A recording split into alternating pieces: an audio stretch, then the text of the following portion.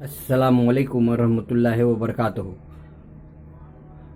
दोस्तों, आपके सामने में ये जो बातें पहुंचाना चाह रहा हूं मैं, अपने घर में इस्लामी माहौल बनाइए। औरतों को और शौहर को इस्लामी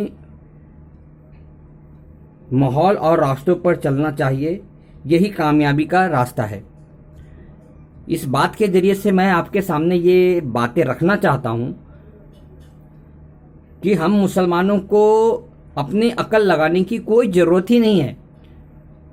अल्लाह ताला ने हमें हुजूर पाक सल्लल्लाहु अलैहि वसल्लम की जितनी भी सुन्नतें हैं और जितनी बातें उन्होंने अपनी ज़िंदगी में अमल में लाई है, वो सारी चीज़ों को हम लोगों को अपनी ज़िंदगी में उतारने की ज़रूरत है। हुजूर पाक सल्लल्लाहु अलैहि वसल्लम को जो बीत चुकी थी ज़िंदगी वो भी सारी मालूम थी, जो बीत रही थी वो भी मालूम थी, और जो बीतने वाली थी वो भी मालूम थी।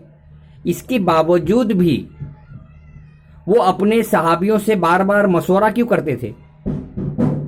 इसका मतलब ये है कि वो बताना चाहते थे कि आप जो भी काम करते हैं उसमें आप मशवरा कीजिए और मशवरे करके आप काम को अंजाम दीजिए। आप अपने घरों में इस्लामी माहौल बनाइए। औरतों को घर में आलिमा बनाने की कोशिश कीजिए, बेटियों को आलिमा बनाने की कोशिश कीजिए। आप अपने घर में पांचों वक्त नमाज का पाबंदी करने की कोशिश कीजिए, और खुद भी कीजिए और अपने घर की औरतों से भी करवाने की कोशिश कीजिए। अगर आप ये सारी चीजें कराने में कामयाब हो जाते हैं तो आपको कामयाबी से कोई रोक नहीं सकेगा। घर में जो आज दंगे फसाद या जो भी हो रहे हैं, या घर में जो भी आज मसले मसाइल खड़ी हो रही है, वो इल्म की नाकमी की वजह से हो रही है।